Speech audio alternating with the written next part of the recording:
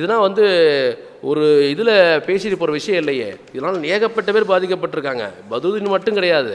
பதுருதீன் வந்து நாங்கள் வெளிப்படுத்திட்டோம். ஆதாரத்தை ஒரு அக்ரிமெண்ட் போட்டதுனால, இந்த அக்ரிமெண்ட் போட்டதுனால பதுருதீன் வெளிப்பட்டார். நாங்கள் போட வச்சு ஒரு என்ன பண்ணிட்டோம், ஓரளவுக்கு என்ன பண்ணோம், ஒரு நெருக்கம் கொடுத்து ஏதாவது ஒரு ஆதாரம் வேறுமேன்ற அடிப்படையில் தான் போட்டோம். சில நபர்கள் நம்பிக்கையின் பேரில் கொடுத்துருக்காங்களே, அவங்க என்ன பண்ணுவாங்க பாவம். அவங்க நிலைமை நினச்சி பாருங்கள். எந்த அடிப்படையில் கொடுத்தாங்க?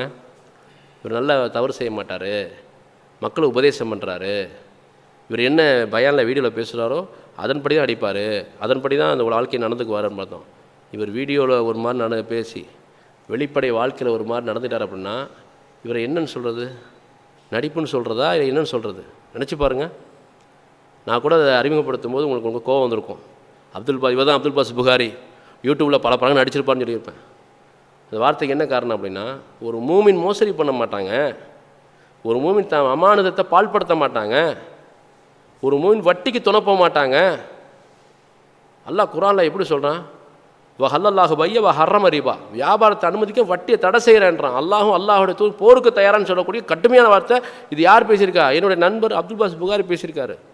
நான் அப்படியே உணர்ச்சி வசப்பட்டு பல பயான்களை கேட்டிருக்கேன், ரசித்து கேட்பேன் அவரோட பயானை. என் நண்பர் தானே. அவர் வந்து என்ன பண்ணுறாரு? வட்டிக்கு துணை போயிருக்கார். எப்படி பார்த்தீங்களா? ஒரு ஆடியோ ப்ளே பண்ணுறேன் பாருங்கள் இன்ஷா அல்லாஹ்.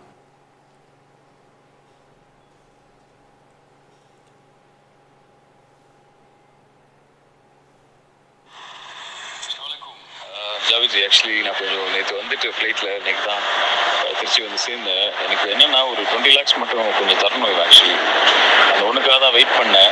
இன்றைக்கி கொடுத்துருவேன் இன்ஷால்லா. கொடுத்துட்டா மொத்தமாக எடுத்துகிட்டு நாளைக்கு காலையில் இங்கேருந்து கிளம்பிடுவேன். கொஞ்சம் ஒரு நாள் 2 நாள் டிலே ஆகிறதுனால கொஞ்சம் இன்ட்ரெஸ்ட் வேணால் கொஞ்சம் எக்ஸ்ட்ரா வச்சுக்கோங்க இன்ஷால்லா. நாளைக்குள்ளே இன்ஷால்லா செட்டில் பண்ணிடுறேன். கொஞ்சம் நாளைக்கு மட்டும் டைம் கொடுங்க இன்ஷால்லா. மொத்த அமௌண்ட்டை வாங்கினா தான் எனக்கும் சேஃபாக இருக்கும். நம்ம கொஞ்சம் கொஞ்சமாக பிச்சு கொடுத்தான்னா நல்லா இருக்காது இன்ஷால்லா. நாளைக்கு ஈவினிங் வரை டைம் கொடுங்க. இன்றைக்கி நான் உங்களுக்கு என்ன பண்ண முடியுமோ அதை பண்ணி அனுப்பி வச்சுருக்கேன் இன்ஷால்லா. உங்கள் அக்கௌண்ட் டீடைல்ஸ் மட்டும் எனக்கு செக்கில் இருக்குது, அதை வச்சு நான் ஃபாலோ பண்ணிக்கிறேன் இன்ஷால்லா. மீட்ரு வட்டிங்க கொஞ்சம் எக்ஸ்ட்ரானாலும் பரவாயில்ல, கொஞ்சம் எக்ஸ்ட்ரா வாங்கிக்க, இன்ட்ரெஸ்ட் கொஞ்சம் எக்ஸ்ட்ரா வாங்கிக்கோங்க. ஆனால் பயானில் எப்படி சொல்லுவார்? வட்டி ஹராம், பெரும்பாவம், அழித்தொழிக்கும் பெரும்பாவம் வட்டி அப்படிம்பாங்க. ஹர்ரம் ரிபா அப்படிம்பார். அல்லாஹ் வியாபாரத்தை அனுமதிக்கிறான், வட்டியை தடை செய்கிறான். ஹும் ஃபீஹா ஹாலிதூன், நரகத்தில் நிரந்தரமாக இருப்பீர்கள். அவர் பேசின பையன் நான் கேட்டிருக்கேன். ஆனால் அவருடைய ஆடியோ கேட்டால் அஸ்ஸலாமு அலைக்கும் ஜாவித்ஜி, கொஞ்சம் வேலையாக இருந்தது அதை எடுக்கல. நான் உங்களுக்கு கால் பண்ண நைட்குள்ளே ஒரு மனையை முடிச்சுட்டு காசை வாங்கிட்டோம், இன்னொரு மனையை முடிச்சிட்டோம்.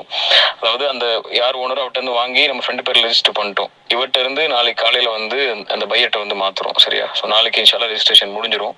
ஸோ 2 பணத்தையும் எடுத்துகிட்டு ஒரேடியாக வந்துட்டு உங்கள் பணத்தை நான் செட்டில் பண்ணிடுறேன் இன்ஷால்லா. நாளைக்கு மேக்ஸிமம் நாளை கழிச்சு காலையில். சரியா? அதுக்குள்ளே முடிச்சிடறேன். அதுக்கு ஏதாவது இன்ட்ரெஸ்ட் உங்களுக்கு எக்ஸ்ட்ரா ஆச்சுன்னா கூட அந்த நீங்கள் உங்களுக்கு நான் தர வேண்டிய அமௌண்ட் இருக்குது, நீங்கள் ஒரு 16,000 எடுத்தாலும் அதை கூட கழிச்சுக்கோங்க. அது என்ன வந்து கூட கணக்கு பார்த்து நம்ம முடிச்சுக்கலாம். கொஞ்சம் சபர் மட்டும் செய்யுங்க இன்ஷால்லா. நீங்கள் நான் முடிச்சுட்டு உங்களுக்கு நான் அடிக்கிறேன். வட்டிக்கு சபர் செய்ய சொல்கிறேன். எப்படி பண்ணுறது? வட்டிக்கு சபர் பண்ணணுமா? அதுக்கு இன்ஷா அல்லாஹ், அல்லாஹ் அறிவான், சுபஹான் அல்லாஹ் அவருடைய வார்த்தைகள். இதை பார்த்தா மக்கள் மயங்குறாங்க. அந்த வீடியோவில் கூட வந்து ஒரு குற்றம் செஞ்சு அகப்பட்டார். நான் ஆதங்கத்தில் வந்து அப்படியே அதை மக்கள் அப்படியே நெருக்கமான இடத்துல வச்சுன்னா அவர் வந்து அப்படி பேசலை. வாசலை விட்டு இறங்கி வர்றாரு, கடத்திட்டேன்னு சொல்கிறாரு, ஜமாத் மேலே ஒரு அபாண்டமான பழி சொல்கிறாரு.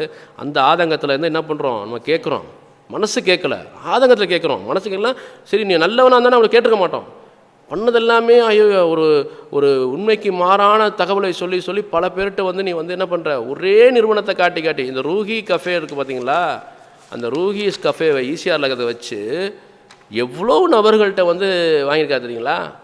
இந்த ரூஹி கஃபே விரிவாக்கம் படுத்தணும்னு சொல்லி ஒரு சகோதரர்கிட்ட வாங்கி அவர் வந்து என்ன பண்ணுறாரு, நீதிமன்றம் வழக்கு போய் அவர் வந்து ரிமாண்ட் பண்ணுற அளவுக்கு போகுது. அந்த எஃப்ஐஆர் காப்பி எடுப்பா.